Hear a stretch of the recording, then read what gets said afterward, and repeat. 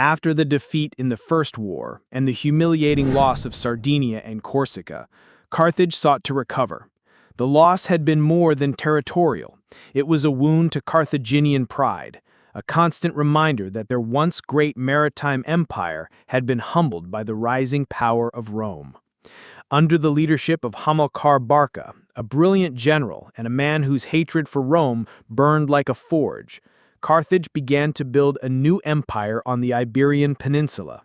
Hamilcar understood that Carthage's survival would depend on wealth, manpower, and a strong base far from Roman interference. Iberia offered all three. With the abundant resources from its silver mines, they quickly restored their economic strength. The mines produced staggering quantities of precious metal, filling Carthage's treasuries and allowing it to repay war indemnities to Rome ahead of schedule, a subtle demonstration that Carthage was far from broken. That wealth also paid for a new army, not the hastily assembled mercenary forces of the First Punic War, but a seasoned, disciplined, battle-hardened force forged in years of Iberian campaigns. The soldiers came from many lands: Libyans, Numidians, Iberians, Balearic slingers, and even Gauls who sought fortune and plunder. They were united not by blood, but by loyalty to their commander and the promise of victory. And commanding that army was Hamilcar's son, Hannibal, a military genius in the making. As a boy, Hannibal had been brought to the altar by his father and made to swear a sacred oath that he would never be a friend of the Romans. It was not mere rhetoric, it was a binding covenant etched into the very core of his being. The trigger for the next war came at Saguntum, a city in eastern Iberia that had allied itself with Rome. Though outside the official treaty boundaries, Rome's protection of Saguntum was a deliberate provocation. In 219 BC, Hannibal attacked. The siege was long and bloody, lasting 8 months. The defenders fought desperately, but Rome, embroiled in other affairs, and perhaps underestimating Hannibal's resolve, did not intervene in time. Saguntum fell, and with it, the last thread of peace between Carthage and Rome was severed. Rome had the war it wanted, but it would not be the war they expected. Roman strategy assumed Hannibal would defend Iberia or attack Sicily, but Hannibal's mind worked on a different plane. He would not wait for Rome to bring the war to him. Instead, he would take the fight to Italy itself, striking at Rome's heart through a route no one dared to imagine. And so in the spring of 218 BC, the legendary journey began. It was a plan audacious in its scope and unprecedented in its execution, to lead an army from Iberia through Gaul, across the towering Alps, and into the Po Valley, all before Rome could fully mobilize. The march was a feat of endurance as much as strategy. Crossing the great rivers of southern Gaul, Hannibal demonstrated both cunning and adaptability. When faced with a seemingly impassable river guarded by hostile tribes, he improvised with rafts, animal skins, and diversionary tactics. The river was but the first challenge. Gaul itself was a patchwork of tribes, some eager to fight, others willing to ally for gold, and many simply fearful of the massive army moving through their lands. Hannibal's diplomacy was as sharp as his sword. He alternated between offering gifts and unleashing force, turning potential enemies into uneasy allies. Through this careful balance, he preserved his army's strength for the trials ahead. Finally, in the autumn, with winter's breath already in the air, he began his most dangerous undertaking, the crossing of the Alps. The mountains loomed before them, snow already covering the higher passes, the winds howling like spirits of the dead. For 15 harrowing days, the army climbed, stumbled, and fought its way upward. The journey was an extraordinary feat of logistics and willpower, but also a catastrophe in human terms. The men faced freezing winds, blinding snow, icy paths where one misstep meant death, and relentless ambushes from mountain tribes who knew every crag and pass. Supplies ran low. Pack animals slipped to their deaths. Even the war elephants, symbols of Carthaginian might, struggled in the thin, cold air. When at last they descended into the fertile plains of northern Italy, Hannibal's army was a shadow of what it had been. From nearly 100,000 men, he was left with only about 20,000 infantry and 6,000 cavalry. Most of the elephants were gone. Yet the survivors were hardened by the ordeal, their loyalty unshakable. Hannibal himself had shared every hardship, earning the unbreakable devotion of his troops. His sudden appearance in Italy completely shattered Rome's strategic calculations. They had expected years of campaigning in Iberia or along the coasts. Instead, Hannibal stood in their backyard, ready to strike. The first clash came at the Ticinus River. It was a cavalry engagement, and here the superiority of Hannibal's mounted forces was immediately evident. The Numidian horsemen, swift and relentless, harassed the Roman cavalry into disarray, while the heavier Carthaginian cavalry smashed through their formations. The Roman forces were driven back, leaving them shaken. The defeat confused Rome, but the consul Tiberius Sempronius Longus, ambitious, impetuous, and eager for personal glory, saw it not as a warning, but as a challenge. Hannibal, reading his opponent like an open scroll, recognized this impulsivity as a weapon to be turned against him. Winter was setting in, but Hannibal used it not as an obstacle, but as an ally. He baited Sempronius into attacking across a freezing river, exhausting and soaking his men. Then, at the critical moment, Hannibal's hidden ambush force struck from the rear. The Romans were caught between two fronts, panic spread, and discipline collapsed. 2 legions were annihilated. Rome reeled. 2 consecutive defeats in their own territory were unthinkable. But the Senate's response was not caution, it was stubbornness.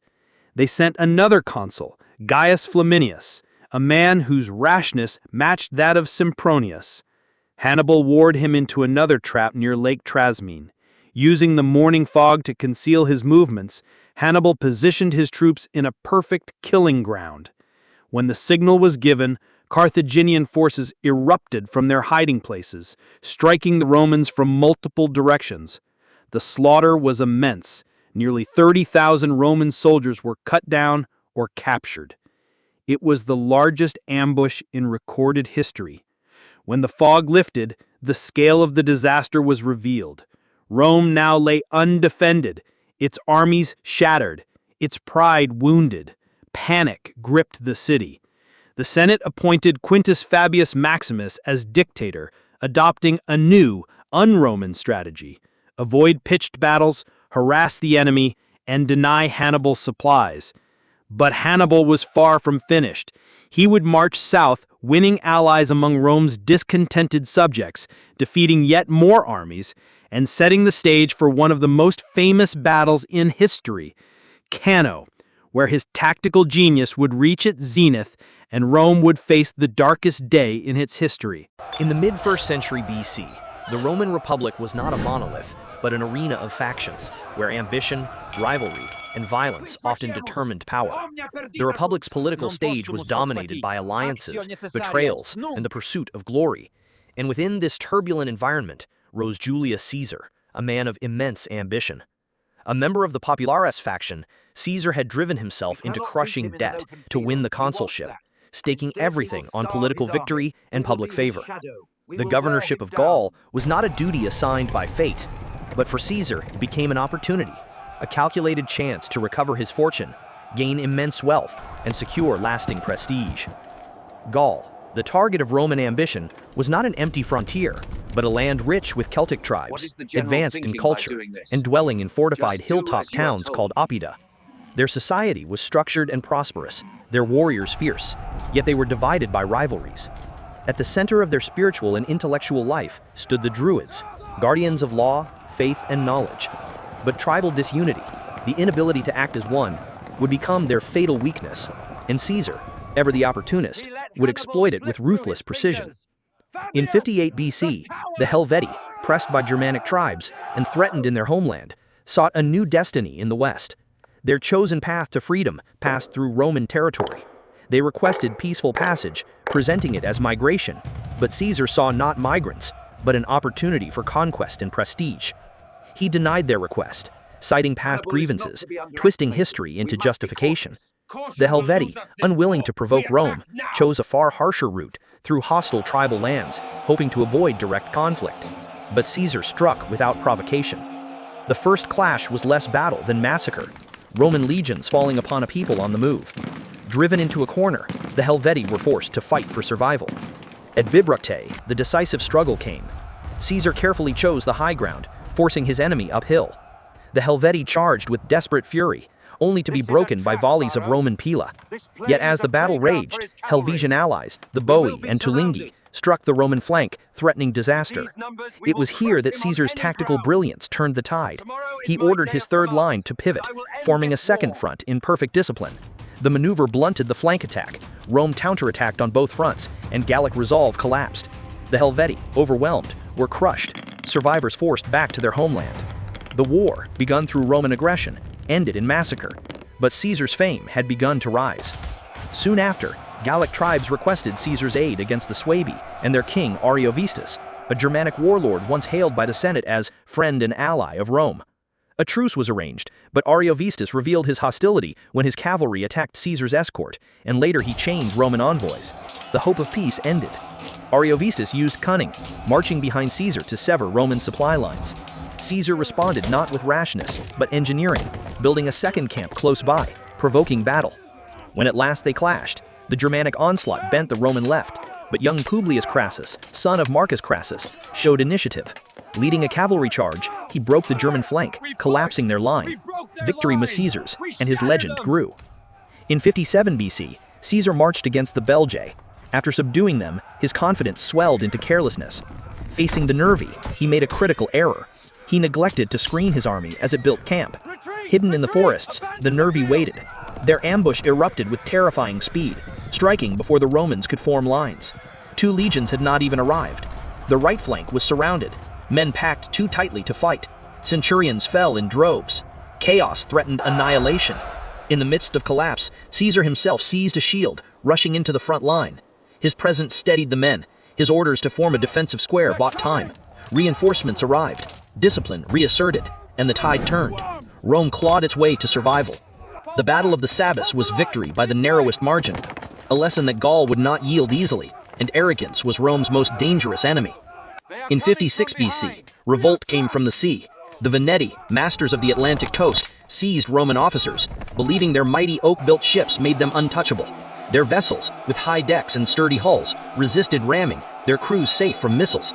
On paper, they held advantage. Yet the Romans brought innovation. Hooks were devised to tear sails and rigging, leaving the Veneti powerless.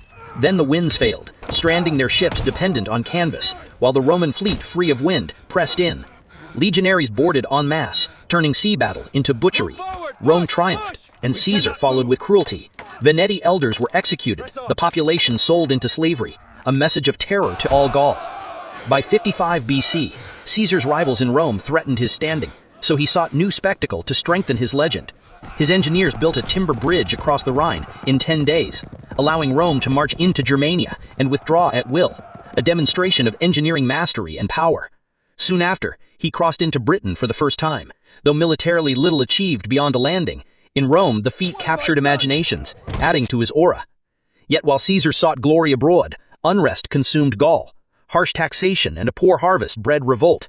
The Eburones under Ambiorix annihilated a legion, panic spreading, Cicero's camp besieged. Caesar's response was rapid and brilliant, marching with speed to relieve it, restoring Roman control. In 53 BC, Caesar's reprisals were merciless. He waged campaigns of terror, burning villages, slaughtering civilians, seizing livestock. His brutality united Gaul rather than subduing it. From this fire rose Vercingetorix of the Arverni.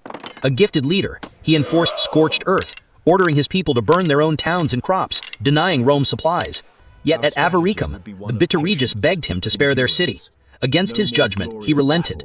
The Romans besieged and captured it, massacring 40,000 inhabitants. Vercingetorix then withdrew to Gergovia, where Caesar's assault failed disastrously with heavy losses, including 46 centurions. For the first time, nearly all Gaul united under one leader, and the stage was set for a final reckoning. At Alesia, Vercingetorix bade his stand. He fortified the city, awaiting relief.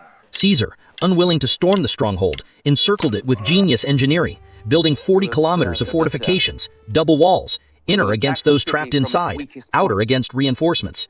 Starvation gnawed at the besieged, while outside, vast Gallic forces gathered to break Rome's grip. The double battle began. For a moment, the besiegers became the besieged, the outer wall breached by 60,000 men under Vercassivellaunus. Rome faltered, collapse loomed. Caesar seized reserves, rode to the crisis, and struck the enemy's rear. The counterattack shattered the relief army, turning near victory into rout. With hope extinguished, Vercingetorix surrendered, ending the greatest Gallic revolt. He would languish 6 years in captivity before execution in Caesar's triumph. The last spark of resistance came at Uxellundinum. Romans diverted its water supply with tunnels, forcing surrender. Caesar's vengeance was brutal. Defenders had their hands cut off, a final gesture of terror. Gallic was subdued, nearly 1 million dead, another million enslaved. Yet from the ashes rose a new identity, a Gallo-Roman culture, blending conqueror and conquered, destined to shape the destiny of Western Europe for centuries.